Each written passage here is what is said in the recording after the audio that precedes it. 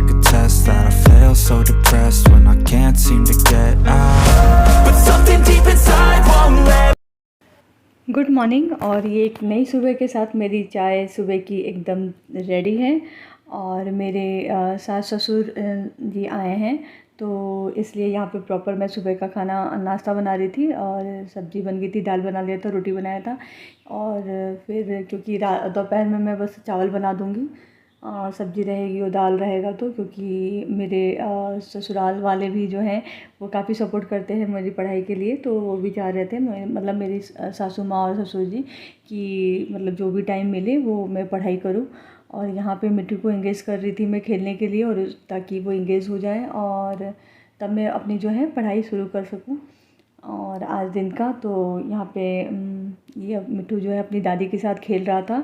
और फिर जैसे ही मुझे मौका मिला तो मैं आ गई बगल वाले रूम में पढ़ने के लिए।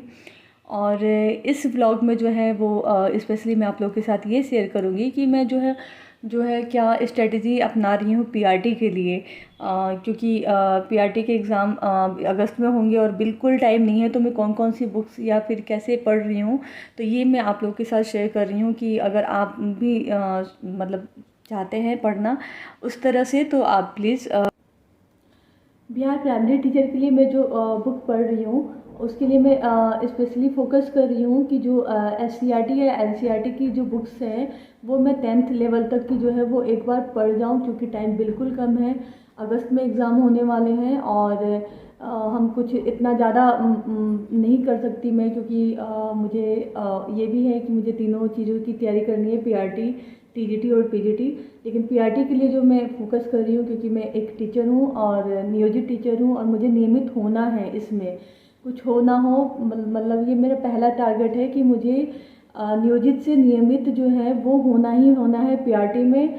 और उसके बाद साथ साथ में मुझे ये है कि हो सके तो मैं पीजीटी की भी जो एग्ज़ाम है वो क्वालिफाई कर लूँ। तो नियमित होने के लिए जो है मैंने जो अपनी स्ट्रेटजी अपनाई है वो ये है कि मैं 6, 7, 8, 9, 10 तक की एससीईआरटी की बुक्स पढ़ रही हूँ।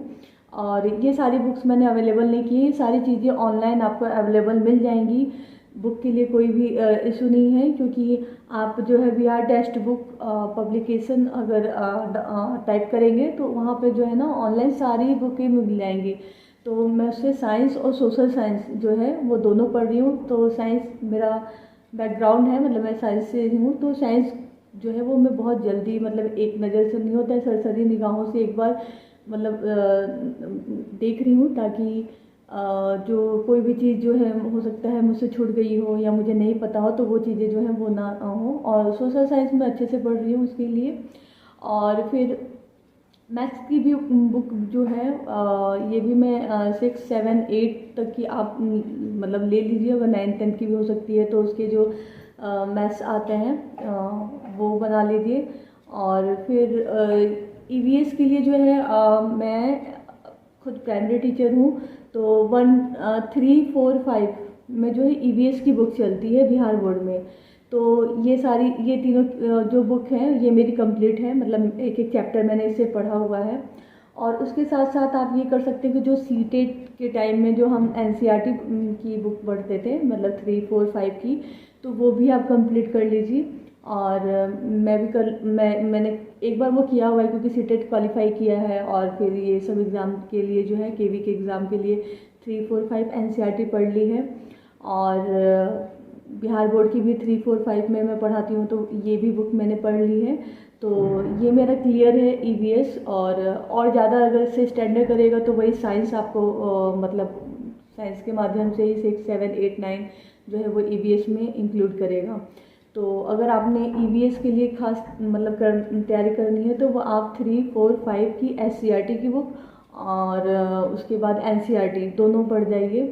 और ये मेरे ख्याल से ठीक ठाक रहेगा। और उसके बाद रीजनिंग और मैथ के लिए रह गया। तो रीजनिंग के लिए मुझे ऐसा लगता है कि जो भी हम फॉर्म भर रहे हैं तो सब लोग की बेसिक रीजनिंग तो कंप्लीट है, हमें बस उसका रिवीजन करना है।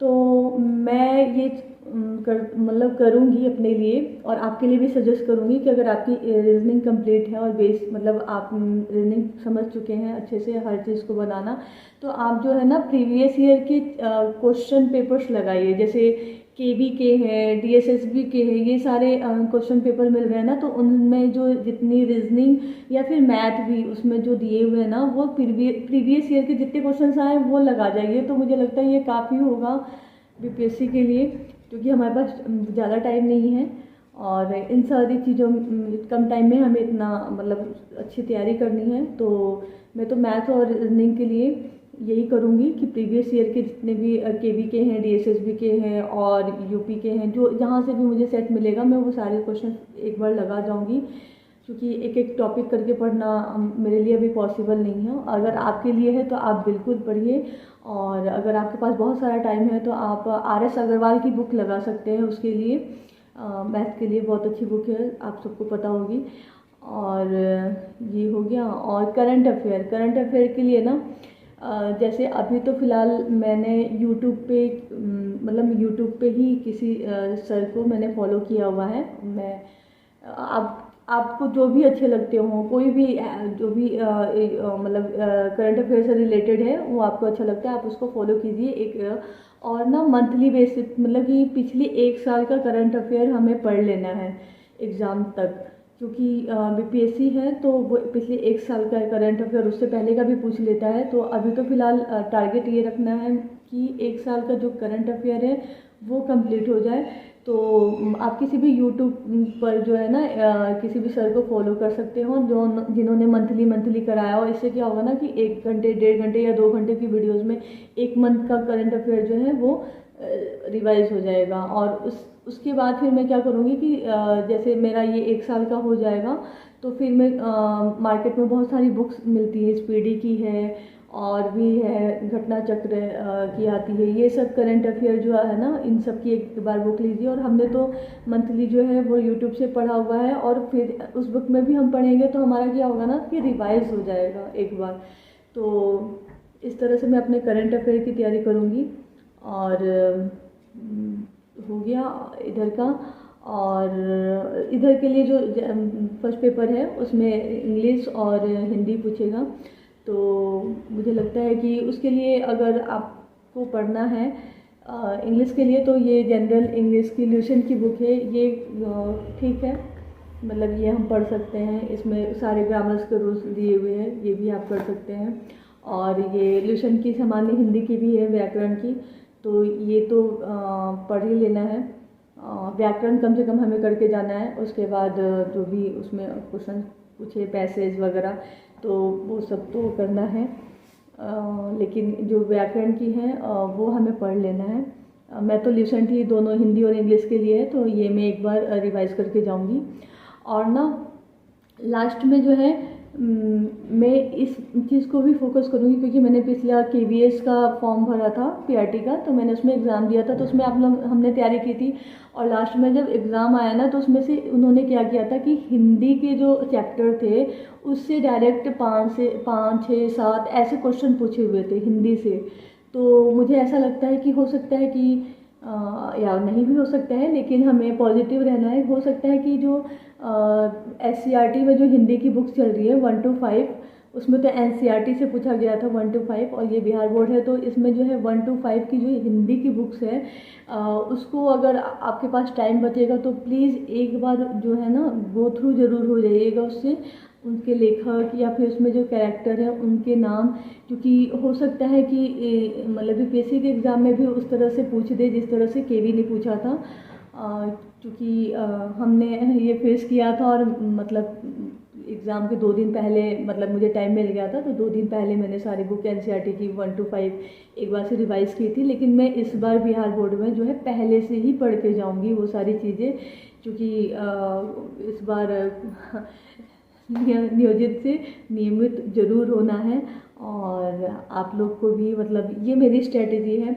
आप लोगों को आप लोग कैसे स्ट्रेटेजी फॉलो कर रहे हैं, और मैं इसमें क्या ऐड कर सकती हूँ, किस तरह से और इम्प्रूव कर सकती हूँ, तो ये आप मुझे कमेंट करके ज़रूर बताइएगा। और अगर इसमें भी कुछ आप चाहते हैं कि मैं ये पढ़ रही हूँ, ये नहीं होना चाहिए, ये नहीं करना चाहिए, तो इसमें भी कमेंट करके ज़रूर बताइएगा कि ये जो है मैं गलत जा रही हूँ या जो भी है। तो और आप प्लीज़ अपना सजेशन ज़रूर दीजिएगा कि आप लोग किस तरह से मतलब इतने कम टाइम में जो है मैनेज कर रहे हैं। और लास्ट तक आप इस वीडियो के साथ बने हुए हैं तो प्लीज़ इसको एक लाइक ज़रूर कीजिएगा, सब्सक्राइब कीजिएगा और लोगों के साथ जो भी आपके साथ तैयारी कर रहे हों उनको शेयर ज़रूर कीजिएगा। Thank you.